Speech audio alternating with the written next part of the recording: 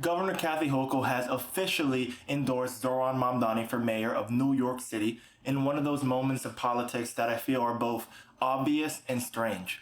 Now, I say obvious because Mamdani has overwhelmingly won the Democratic primary in a landslide, but also strange because only weeks before this, Hochul was openly dismissing Mamdani's agenda, especially when it came to raising the taxes on the wealthy and on corporations. So this endorsement of Mamdani seems to be a contradiction. Now, the reason why I think Hochul's endorsement of Mamdani is a contradiction is because Hochul knows that Mamdani's campaign is promising sweeping changes that he hopes to fund with increased taxes. And that's something that Hochul has said herself that she does not want to do. In fact, when Kathy was asked specifically about Mamdani's plan, which includes a 2-point increase on taxes for people that are earning over $1 million in the city, and also a 4% tax raise on big corporations, so 7.5% to 11.5, which by the way matches New Jersey's percent. And Hochul said that she does not want to do this.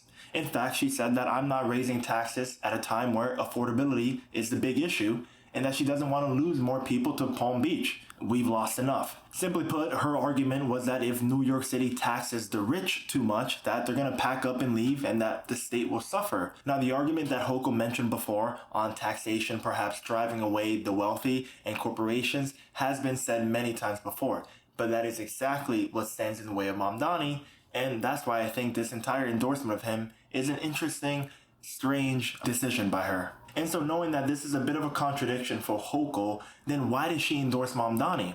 Well, if you ask me, she looked at the facts and saw that the people wanted Mamdani. Not only did Mamdani win the primaries, he did so overwhelmingly.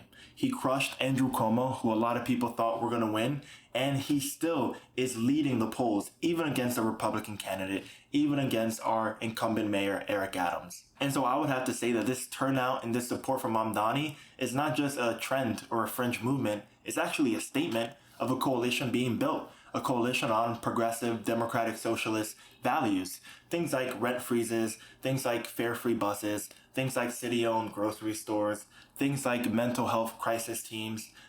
These are things that a lot of people want and people are supporting. And I think Hochul realized this. However, again, the only thing that stands in Mamdani's way is if Hochul is going to actually accept and approve these taxes on millionaires and on corporations.